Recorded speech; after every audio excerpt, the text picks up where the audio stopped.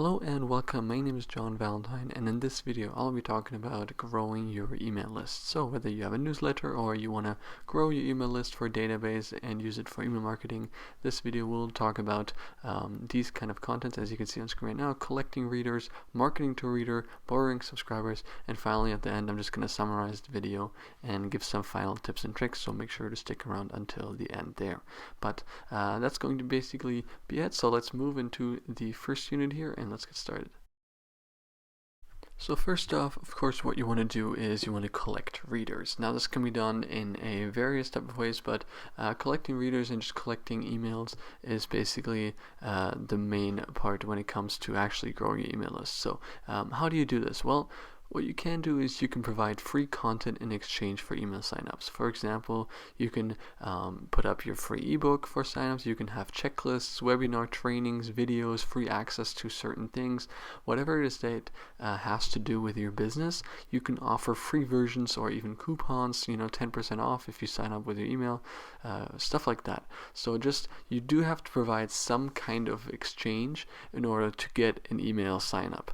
And like I said, this can be done for anything. Of course, it has to be contextualized in your business. So let's say you run a t-shirt business. You can say sign up now on this email newsletter and you will get 10% of your first purchase or something like that. So these are very common, and you will be able to find some kind of free item related to your business. If you have courses, if you're a teacher, if you're a YouTuber, you can have free ebooks and stuff like that. I'm sure you've seen those all the time as well. So that's definitely a good idea to start collecting your readers. You can use them and push them with ads such as Facebook ads or something, or you can have just on your website and promote them on your social media and so on. So these are definitely a good idea in order to collect readers, especially in the long term. This is a long-term strategy because you can just keep these up and just leave them there for people to continuously sign up, especially if it's something that you only have to create once, like an ebook. Once it's created and you've basically said that this is a free ebook, you're not going to be able to sell that ebook, and especially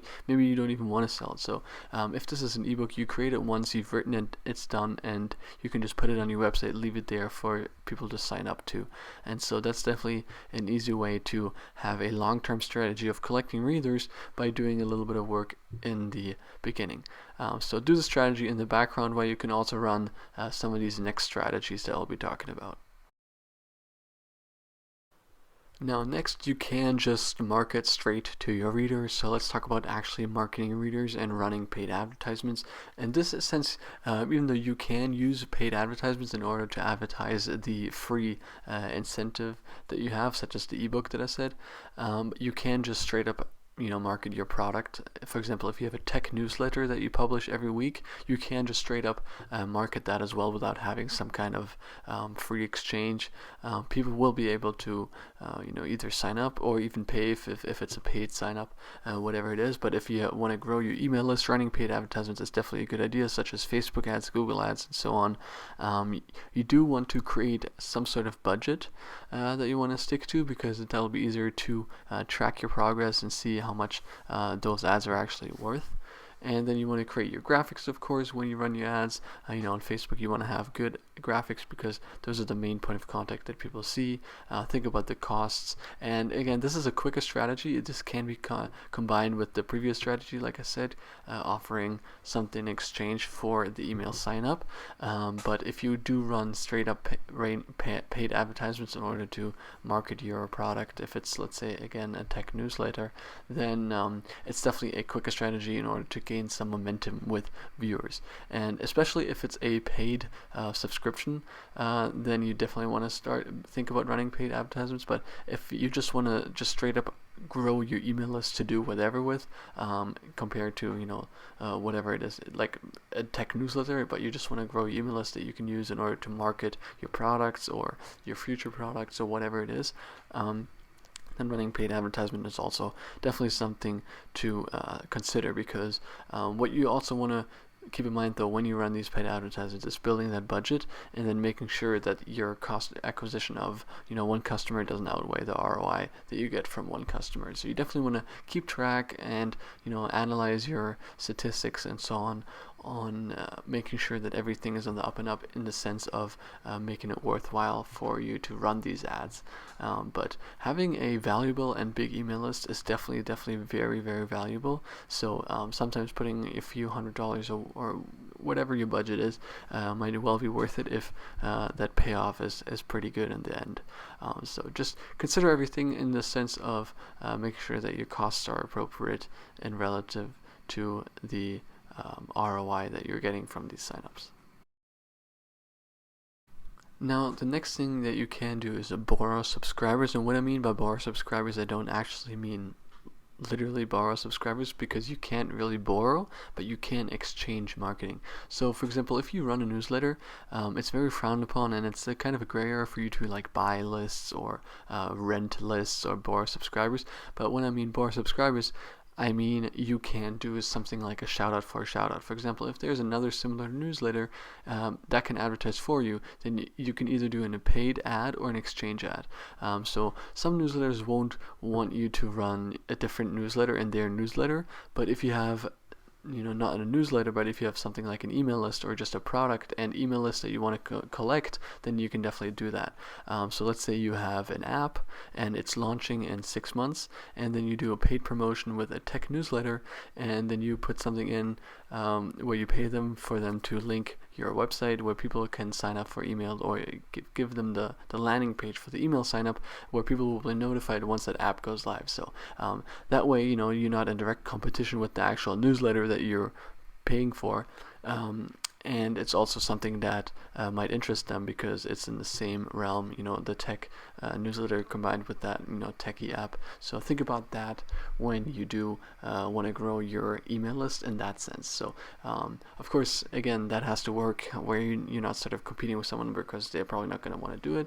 But you can also do exchange ads, for example, where you have some sort of promotion on your newsletter, and that newsletter will do the same promotion in their newsletter. For example, at the end of the newsletter, the last page, maybe be like, if you like this newsletter, if you like these kind of news, then check out this new newsletter from this company.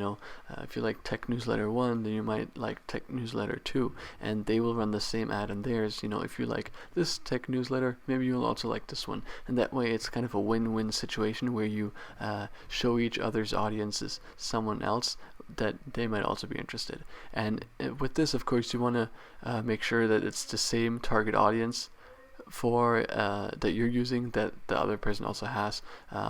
You advertise them, they advertise you, and of course it would be very useful to have a target audience that is very similar to yours. That seems obvious, but there are a very great number of newsletters and all kinds of categories that are in correspondence to each other. So these can be used in different ways. Again, just make sure that you're not actually buying subscribers, borrowing subscribers, renting lists and stuff like that, because that is a very gray area and that is very frowned upon, and in some countries it's actually illegal to do that. So keep in mind to do that. Again, this is not legal advice, financial advice, or anything. Definitely get your own advice with your jurisdiction, country, and so on. But there are definitely different types of ways that you can quote-unquote borrow subscribers or have this kind of exchange and win-win for each other. So definitely something to keep in mind when it comes to growing your actual email list. So that's basically going to be it for this short introduction to growing your email list. Just to conclude and summarize some ideas, basically keep in mind that you have to give something for a subscriber. In order to get something from somebody, from a random customer, you're going to have to give something in return. Either it's your money by paying for advertisements, either it's your time by creating some kind of value like a free ebook or a training video or access to a specific club or a Facebook group or something like that. You do have to give something for an exchange of a subscriber. There is going to be some kind of trade, like I said, whether it's time, money, effort, whatever it is. There will be something that you have to give in order to get that email sign up. So you also want to, of course, create catchy content to get your subscribers throughout social media. You can use Instagram, Facebook, just naturally and organic growth for people to sign up through those lists as well. And yeah, creating a big email list will take a lot of time, especially depending on what kind of measures you use. But just keep in mind that creating a big email list, with tens and thousands of people, will take some time, especially if you have a limited budget, limited time, or whatever. But of course, depending on those factors, if you have $100,000 to spend on marketing, I'm sure it'll be much easier than if you have $500 and some limited time. But of course, just keep in mind that creating a big email list will take some time, because a lot of people are still hesitant about giving out the email, obviously, because nobody wants to get spammed full of random newsletters or stuff that they're not that interested in. But if you create some kind of value, like I said, whether it's something that you give in exchange, or even if you just create content that people like on your social media pages, then they will be more than willing to sign up for them and actually engage in your content. So all definitely something to consider when creating that email list. But anyways, this has basically been it. I hope this helped you in some way to advance in your email list. And if you want to rewatch any part of the video, feel free to skip around on the side here. There are different units for all these topics that I discussed, but other than that, I will be uploading one video a week throughout 2021, so make sure to follow this channel and follow my YouTube channel in order to stay updated on all things digital marketing. I talk about Instagram, Facebook ads, Snapchat, using TikTok for your business, networking, marketing, and all sorts of ways. So definitely something for you to check out if you're interested in that kind of stuff and want to improve in those kind of areas. But other than that, that's basically been it for me. So my name has been John Valentine. Thank you so much for joining me today, and I hope to see you in the next video. Goodbye.